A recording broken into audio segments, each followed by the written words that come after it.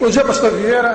Bom dia, irmão Vital. É um prazer muito grande estar aqui na Primeira Igreja Batista do Brás, onde o irmão foi pastor durante tanto tempo, mais de 3 décadas, e essa bela igreja tão representativa aqui no estado de São Paulo, no Brasil inteiro. E é uma honra poder estar aqui entrevistando o irmão e nesse momento tão propício, né? Fico muito feliz de poder estar aqui conversando com o irmão. Pastor, eu gostaria de começar essa análise perguntando para o irmão qual a visão que o irmão tem desse momento evangélico. Não é um momento só um momento político, mas um momento evangélico com tantas divisões. Nós temos aí o caso do pastor Silas Malafaia, que está apontando por uma linha, inclusive até com candidatura, agora ele está apoiando a candidata Marina, enquanto o José Wellington, ali da Assembleia de Deus, também está apontando para a Dilma, junto com o bispo Manuel Ferreira. Então, na principal, digamos assim, na denominação mais forte, digamos assim, evangélica do país, tem esse racha assim no meio. Como o irmão está vendo esse momento evangélico no Brasil? Bem, esse racha, você se refere, Vital, na principal denominação evangélica do Brasil, mostra bem o problema total que nós vivemos no Brasil em relação à posição evangélica. Você mencionou questão política, de apoio a essa ou aquela candidatura, mas na realidade a divisão evangélica no Brasil é terrível. Cada um aponta para um lado em todos os assuntos da nacionalidade, em todos os assuntos da vida civil, da vida em sociedade, da vida política, da vida econômica. Isso não é uma coisa boa, porque os evangélicos somos um percentual que, se nós estivéssemos unidos, principalmente nas grandes questões, já que nas pequenas é mais difícil de provocar a unidade, se nós estivéssemos unidos nas grandes questões, os evangélicos seríamos uma força com a possibilidade de orientar e de encaminhar decisões das mais importantes do Brasil. Olhar para os grandes problemas sociais do Brasil, por exemplo, e termos uma visão de conjunto como povo evangélico, nós poderíamos influir muito. A divisão enfraquece a voz, enfraquece o voto, enfraquece a opinião dos evangélicos.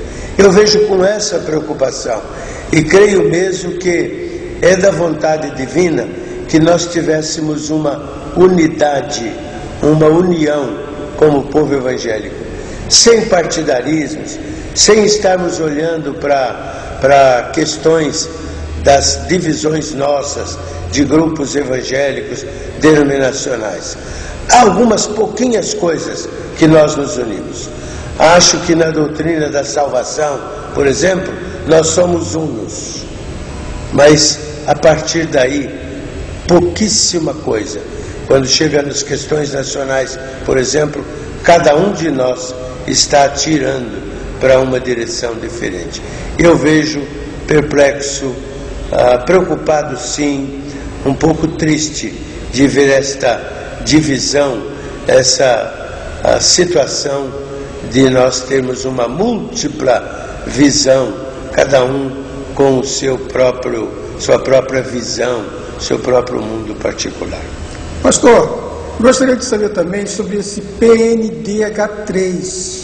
Esse PNDH3 o irmão sabe muito bem, é um plano nacional de desenvolvimento. Já veio sendo colocado anteriormente o PNDH1, o PNDH2, agora em 2002, salvo engano, pelo governo Fernando Henrique, e depois foi reformulado agora pelo governo Lula. E ele traz do seu bojo algumas discussões que preocupam os evangélicos. Traz aí a questão do aborto, que fala que é sobre saúde pública, traz aí o problema da defesa, assim, da união civil dos homossexuais, traz aí algumas outras discussões que têm preocupado muito o povo evangélico. O povo tem dito que o Estado é laico, mas não é leigo, né? Então, eu gostaria de saber do irmão, qual é a visão que o irmão tem deste projeto? Bem, eu creio que a nossa Constituição de 88, ela determinou balizas muito importantes. É uma boa Constituição.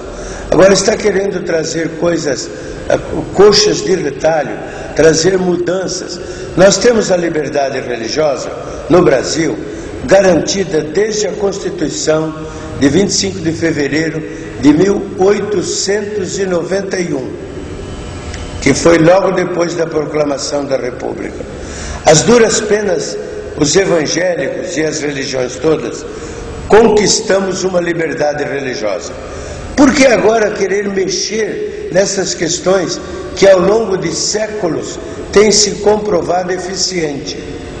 Por que agora um pastor poderia correr o risco de ser intimado a, por exemplo, realizar casamentos de homossexuais? Eu hoje não estou mais no pastorado efetivo de uma igreja, mas se estivesse e fosse intimado a realizar uma cerimônia de casamento de homossexuais, a minha resposta seria assim: qual é o endereço do presídio que eu tenho que ficar? Não precisam me buscar, eu vou sozinho para lá, porque jamais realizarei uma cerimônia de homossexuais, jamais aprovarei a ideia do aborto. E assim a gente poderia discorrer vários desses temas que estão, digamos, em litígio nessa hora, nas esferas do Congresso Nacional. Eu diria, eu enfrentaria isso tudo com a Bíblia em punho. A Bíblia, a palavra de Deus, determina para mim, como crente, como salvo em Jesus, como eu devo me conduzir. Eu tenho absoluta certeza, pelo conhecimento bíblico e pela experiência ministerial e a experiência com Deus, o meu Senhor, eu tenho absoluta certeza que o meu Jesus não realizaria uma cerimônia de casamento homossexual. Assim como Jesus condenou, condena e condenará, eu também sigo as pisadas do meu mestre. Nós não estamos precisando de mexer nessas questões, porque todas elas esbarram com a liberdade religiosa que nós temos alcançado às duras penas desde 1891. De modo que, depois de ter vivido todos esses anos, nós não precisamos de mudanças nessa área. O que conquistamos é saúde para a democracia. O que conquistamos é saúde para o povo brasileiro, no sentido de liberdade religiosa, liberdade de consciência, liberdade de imprensa. Nós temos questões, sim, que precisam ser atacadas. Deixe-me dar um pequenino exemplo. Se você pensar no câncer, se você pensar na AIDS, você vai ter um sem número de hospitais que atendem a esses casos. Mas nós temos uma doença nova, com a qual o governo não tem se preocupado adequadamente. Essa doença que eu chamo de nova é a doença das drogas, é a doença dos vícios, que está destruindo vidas, que está destruindo jovens, que está destruindo famílias, que está destruindo casamentos. Que tipo de atendimento nós temos para as organizações que laboram nessa área de busca, de atendimento, de socorro aos viciados? Que tipo de assistência nós temos?